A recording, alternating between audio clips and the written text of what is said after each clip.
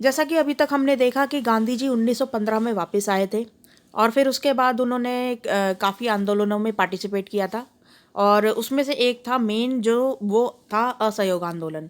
आज हम असहयोग आंदोलन के बारे में पढ़ेंगे।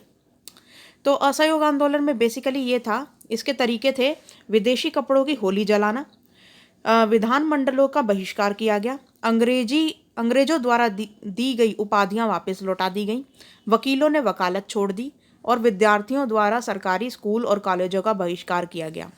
तो ये बेसिकली क्यों हो रहा था? क्योंकि 1919 का जो रॉलट एक्ट था उसका विरोध हो रहा था। 1919 में क्या हुआ था कि अभिव्यक्ति की आज़ादी पर पाबंदी लगा दी गई थी अंग्रेजों के द्वारा और जलियांवाला बाग हत्याकांड हो गया था 13 अप्रैल 1919 को। तो उसका विरोध में ये जो है असहयोग आंदोलन स्टार्ट हुआ था। इसके अंदर अंग्रेजी हुकूमत की जो जितने भी अंग्रेजी हुकूमत के जितने भी ये उपाधियां थी, विधानमंडल थे और कुल मिला के अंग्रेजी हुकूमत का काम ना करना, ये था असहयोग आंदोलन। और दूसरा ये कि विदेशी चीज़ों की होली जलाना, ठीक है। और तीसरा इसमें ये था कि स्वदेशी चीज़ों को बढ़ावा देना। स्वदेशी मतलब जो अपने देश में बनी हुई हैं, और विदेशी चीज़ों को बहिष्कार करना, ठीक है। तो अब यहाँ पे आगे पढ़ते हैं अपने अपने अर्थ। अब यहाँ पे क्या होता है कि असहयोग आंदोलन का ना लोगों ने अपना अपना अर्थ निकाल लिया था हर एक जगह के। भारत में जैसे गुजरात, बंगाल, आंध्र प्रदेश, केरल, तमिलनाडु, इतने सारे जो राज्य थे, इन्होंने अपने अपने तरह का एक मतलब निकाल लिया था असहयोग आंदोलन का। गांधी जी के आह्वान का समाज के विभिन्न वर्गों और समूहों ने अपने अपने हिसाब से अर्थ निकाल लिया। खेड़ा गुजरात में पाटीदार किसानों ने अंग्रेजों द्वारा थोपे गए भारी लगान के खिलाफ अहिंसक आंदोलन चला दिया। तटीय आंध्र प्रदेश और तमिलनाडु के भीतरी भागों में शराब की दुकानों की घेराबंदी की गई। आंध्र प्रदेश के गुंटूर जिले में आदिवासी और गरीब किसानों ने बहुत सारे वन सत्याग्रह किए। उन्हें यकीन था कि गांधी जी उन पर लगे कर यानी कि टैक्स कम करा देंगे और वन कानून को ख़त्म करा देंगे। नेक्स्ट है सिंध, मौजूदा पाकिस्तान में मुस्लिम व्यापारी और किसान खिलाफत के आह्वान से बहुत उत्साहित थे। बंगाल में खिलाफत असहयोग आंदोलन के गठबंधन ने जबरदस्त सांप्रदायिक एकता को जन्म दिया था। तो बंगाल में क्या हुआ था कि हिंदू मुस्लिम एक हो गए थे तो असहयोग आंदोलन में, तो यहाँ पर एक सांप्रदायिक एकता का हमें देखने को मिला था। मतलब हिंदू और मुसलमान एक हो गए थे तो एकता का भाव देखने को मिला था, ठीक है। तो अब नेक्स्ट है पंजाब में सिखों के अकाली आंदोलन ने अंग्रेजों की सहायता से गुरुद्वारों में जमे बैठे भ्रष्ट महंतों को हटाने के लिए आंदोलन चलाया। तो पंजाब में ये जो गुरुद्वारे थे जितने भी, तो उनमें पहले क्या होता था कि हिंदू पंडित जो थे उन्होंने पहले कब्जा कर रखा था अंग्रेजों की सहायता से, तो उसको हटाने के लिए इन्होंने मूवमेंट चलाया था सिखों ने, ठीक है। नेक्स्ट है असम में चाय बागान मजदूरों ने गांधी महाराज की जय के नारे लगाते हुए अपनी तनख्वाह में इजाफे की मांग शुरू कर दी थी। नेक्स्ट, किसानों को लगता था कि गांधी जी जमींदारों के खिलाफ उनके संघर्ष में मदद करेंगे। खेतीहर मजदूरों को लगता था कि गांधी जी उन्हें जमीन दिला देंगे सीधा सीधा। इन उदाहरणों से हमें ये पता चलता है कि लोग गांधी जी को एक तरह का मसीहा मानने लगे थे जो उन्हें मुसीबतों और गरीबी से छुटकारा दिला सकता था। गांधी जी हिंसा के सख्त खिलाफ थे। हिंसा यानी कि वायलेंस, मार कुटाई करना, इन सब चीज़ों के वो सख्त खिलाफ थे, ठीक है। इस कारण जब एक भीड़ ने 1922 में उत्तर प्रदेश के चौरा चौरी पुलिस थाने पर, चौरा चौरी कहाँ पड़ता है? ये गोरखपुर में पड़ता है, ठीक है। चौरी चौरा पुलिस थाने पर हमला कर उसे जला दिया। उसमें 22 पुलिसकर्मी जो थे वो मारे गए थे।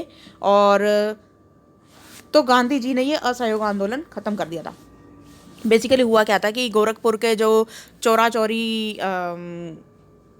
जगह थी, वहाँ पर क्या हो रहा था कि एक जुलूस निकल रहा था और उसमें ये पुलिस वालों ने रोक लिया होगा, वहाँ पे अंग्रेजी पुलिस वालों ने। तो वहाँ पर फिर क्या हुआ कि भीड़ गुस्सा आ गई और फिर इन लोगों ने क्या किया कि अब भीड़ जब इनके पुलिस वालों के पीछे भागने लगी तो पुलिस वालों ने अपने आप को थाने में बंद कर लिया था। तो इन्होंने भी बाहर से कुंडी लगा के थाने में पूरे पुलिस वालों को बंद करके और उसमें आग लगा दी थी। तो उसमें कितने 22 पुलिसकर्मी जो थे वो मारे गए थे। तो जब ये बात मतलब अखबार में छपी और गांधी जी को इस बारे में पता लगा तो उन्होंने फिर मतलब कहा कि ये हिंसा जो है ना, हिंसा से कोई भी सॉल्यूशन परमानेंट नहीं निकलता, ठीक है।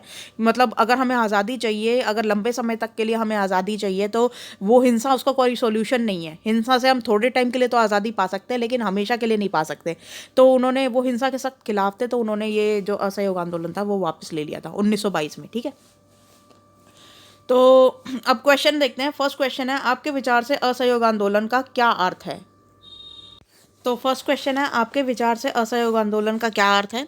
इसका आंसर आप यहाँ से लिखेंगे। असहयोग आंदोलन का अर्थ है, ये मैंने पॉइंट्स में लिख रखा है, ठीक है। तो अंग्रेजी सरकार के कार्यों में सहयोग ना करना, विदेशी माल का उपयोग ना करना और स्वदेशी चीज़ों को उपयोग में लाना, यानी कि विदेशी माल को उपयोग ना करना और साथ में अपने देश का माल, स्वदेशी माल को उपयोग करना, ठीक है। तो ये था असहयोग आंदोलन का अर्थ। अब नेक्स्ट क्वेश्चन है, ये जो है ये फर्स्ट नंबर क्वेश्चन का आंसर है, ठीक है। अब सेकंड नंबर क्वेश्चन को देखते हैं। असहयोग आंदोलन में कौन कौन से तरीके अपनाए गए थे? तो ये सारे तरीके आप लिख लेंगे, ठीक है। ये सारे पॉइंट्स, एक मिनट यार, हाँ ये वाले, ये जो गोले गोले में दे रखे हैं ना, ये 6 के 6 आपको सेकंड नंबर में लिखने हैं, ठीक है। तो ये सेकंड का आंसर हो जाएगा पूरा का पूरा। ये फर्स्ट का हो गया, ये सेकंड का हो गया आंसर। अब थर्ड का देखते हैं। गांधी जी के आह्वान का समाज के विभिन्न वर्गों और समूहों ने अपने हिसाब से अर्थ निकाला था। इस कथन को उदाहरणों के द्वारा पुष्टि कीजिए। तो देखो, ये सारे जितने भी अपने तरीके से इन लोगों ने अर्थ निकाल लिए थे। तो आप इनमें से छोटी छोटी लाइन जो है ना, अगर किसी को छोटा आंसर लिखने की आदत है तो वो छोटी लाइन लिख लेना। तो इनमें से 3-4 उदाहरण लिख लेना। एक ये वाला खेड़ा वाला लिख लेना, एक ये सिंध वाला, बंगाल वाला लिख लेना, असम, ये पंजाब वाला भी ठीक है, असम वाला भी छोटा है, ठीक है। तो ये 4-5 उदाहरण है, वो लिख लेना। और किसी को अगर बड़ा आंसर लिखना है तो वो सारा ही लिख सकता है, ठीक है। तो अब नेक्स्ट देखते हैं। क्वेश्चन नंबर 4, गांधी जी ने असहयोग आंदोलन को वापस लेने का फैसला क्यों किया? क्या आप इससे सहमत हैं? अपने उत्तर के पक्ष में तर्क दीजिए। तो यहाँ पर देखो, इसका फर्स्ट वाले का जो आंसर कि उन्होंने वापस क्यों लिया, तो इसका आंसर जो है